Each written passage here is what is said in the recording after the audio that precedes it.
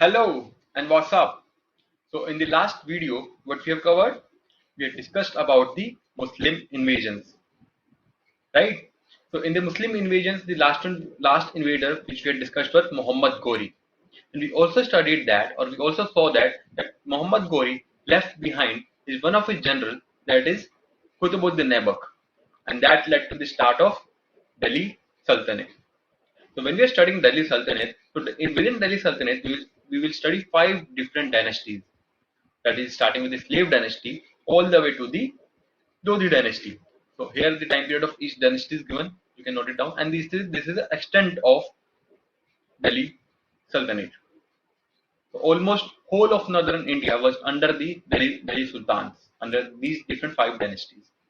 So these are the founders. The slave dynasty had Qutbuddin Aibak as its founder. Jalaluddin Khilji for Khilji dynasty, Ghiyasuddin Tughlaq for Tughlaq, Sayyid had Zikr Khan, and Behlul Lodi for the Lodi dynasty, or the last dynasty of Delhi Sultanate. So starting with the first dynasty, that is slave dynasty, it was started or founded by Qutbuddin Aibak. Qutbuddin Aibak. So we call it slave dynasty because Qutbuddin Aibak was a slave of Muhammad Ghori. So you can connect it. You must have seen Bahubali, the movie Bahubali, right? So in that there is a general Katappa. Now Katappa is general, but he is a slave. He is an army man. He is a general of the ruler, but he is treated as a slave, right? So similarly, Qutbuddin Aibak was a slave and a general of Muhammad Ghori. And when Muhammad Ghori went back, he left behind Qutbuddin Aibak to rule over or to administer Delhi, and he started slave dynasty. So you can Qutbuddin Aibak started the construction of Qutub Minar and Dhai Din Ka Jhopda. This is in Ajmer. Dhai Din Ka Jhopda. So when we are talking about Qutub Minar, you must know that Qutub Minar was although started by Qutbuddin Aibak, but it was completed by Iltutmish. Also, the name Qutub Minar, this name is not based on Qutbuddin Aibak, but rather it is named after a Sufi saint. It is named after a Sufi saint, Qutbuddin Bakhtiyar Khaki. Qutbuddin Bakhtiyar Khaki. Okay. Then Qutbuddin Aibak was followed by or succeeded by Iltutmish. So Iltutmish issued Tanka and Jital within the empire. He also worked for the administration. He started the system of Chalisa. So Chalisa is like a ministerial system wherein 40 ministers or 40 generals would take decision, and it will not be a centralized decision. So it was a good step started by by Iltutmish. Also, he started the system of Ikta, that is giving land grants to the nobles, so that nobles would respect the authority of the king. So he started giving land grants to the nobles. Then we had Rajia Sultana. Rajia Sultana is the first and the only female ruler of medieval India. Rajia Sultana was the daughter of Iltutmish, and she succeeded Iltutmish after his demise. And the last ruler of slave dynasty was, or the last main ruler of the slave dynasty was Balban. So Balban was a royal king. He focused upon the divinity of the king. That king has a divine origin. He focused that king is directly a nominee of the god, and he commands the respect. He commands the respect second to the god. And he started two practices, that is Sajda and Paibos. So you can connect it with the Tare Zameen Par movie, wherein they used to bow down before the seniors. Similar kind of practice was Sajda, wherein you bow down before the king, and Paibos is kissing on the feet of the ruler. So this was the two practices started by Balban. Now Balban was succeeded by some weak rulers, which were then overruled or killed by the Khilji dynasty founder, that is Jalaluddin Khilji. So Jalaluddin Khilji killed Muizuddin, the last slave ruler, and he himself became the ruler or the founder of Khilji dynasty. But as karma has it, since he killed Muizuddin, he was himself killed by his own nephew and son-in-law, that is Alauddin. And Alauddin then became the king or ruler of Delhi Sultanate. So, in the movie Padmavat, you must have seen the portrayal of Alauddin Khilji. Although that was a very brutal or cruel portrayal, but Alauddin Khilji was a very perfect or very good administrator. He brought in various reforms. So in military, he brought in Chehra, Dag, Dag reforms. So Chehra is he made portraits of all the soldiers within his army, so that identification of each of the soldiers could be done. Again, Dag is like branding on the horse. So each horse was given with a number, and that number was branded on the forehead of the horse. Also, because of a strong army and strong personality, Alauddin Khilji was able to defeat Mongols multiple times. Okay. Then in the market reforms, you will see that he started the system of MRP, that is maximum retail price.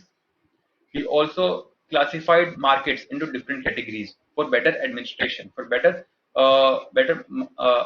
market working. And in architecture, you see that Siri Fort was started or built by Alauddin Khilji. Then Alai Darwaja was also built by Alauddin Khilji. And Alai Darwaja is in Qutub Minar complex in Delhi. Qutub Minar complex in Delhi.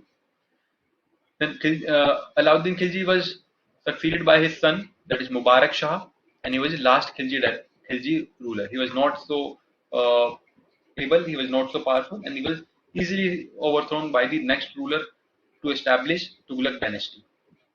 So Ghiyasuddin Tughlaq killed Mubarak Shah, and he himself became the ruler and established Tughlaq dynasty. He also established Tughlaqabad, that is the third city of Delhi. So when we're talking about cities of Delhi, there are total 7 cities of Delhi. 7 cities, and Tughlaqa was the third one. Then the fourth one is Jahanpanabad, which was established by Muhammad bin Tughlaq. The fifth one was Firoz Shah Kotla. So there are different cities which have been established over a period of time in the Delhi. Okay, we are here with Ghiyasuddin Tughlaq. Then he was succeeded by Muhammad bin Tughlaq. He is popularly known as the Mad King. Mad King because although he was very intelligent, but he was not so wise. The decisions which he took were good, but the implementation was not very good. So he shifted the capital to Daulatabad to have a central location within the empire. But he made an idiotic decision to take the whole of population of Delhi along with him to Daulatabad. So the people didn't like that. Secondly, he introduced token money. Again, there were different forts like people. Uh, there were different metals. The different metals, currency of different metals were equated, which again led to economic blunder of the empire. Then he was succeeded by Firoz Shah Tughlaq. He established Firoz Shah Kotla in Delhi, the fifth city of Delhi. He brought two Ashokan pillars to Delhi from Meerut and Topra. From Meerut and Topra, he brought two Ashokan pillars to Delhi, and he reimposed jizya. Now, the first time jizya was imposed by. Tell me, first time jizya was imposed by Muhammad bin Qasim. We had studied this in the last lecture, right? And Firoz Shah reimposed jizya. Then the last Tughlaq dynasty ruler was Nasiruddin Tughlaq, and he was succeeded by the Sayyid dynasty. Although Sayyid dynasty is not very prominent, and we do not have much about them, we'll come to the Lodhi dynasty directly. So Lodhi dynasty is the first Pathan dynasty of India, and it was founded by Behlol Lodhi. Behlol Lodhi was the founder. He established Ludhiana in Punjab and also the Lodhi Gardens in Delhi. He was succeeded by Sikandar Lodhi. He established Agra. The city of Agra was established by Sikandar Lodhi. And he also founded a unit of land measurement. That is Gaj-e-Sikandari. Okay. Then he was succeeded by Ibrahim Lodhi. Ibrahim Lodhi is famous for his Battle of Panipat. The first Battle of Panipat was fought between Ibrahim Lodhi and Babur, in which Babur defeated Ibrahim Lodhi and started the Mughal dynasty. So tell me, on basis of today's class, or today's video, tell me who was the founder of Sayyid dynasty? Sayyid dynasty. Behlol Lodhi, Balban, Zikr Khan or Babur? Yes, very good.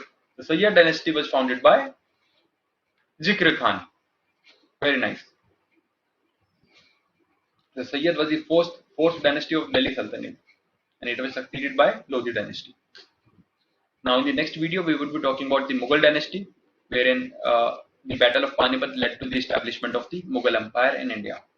I hope you enjoyed today's video and you got to know most of the things about Delhi Sultanate. So keep studying and all the very best. Bye bye.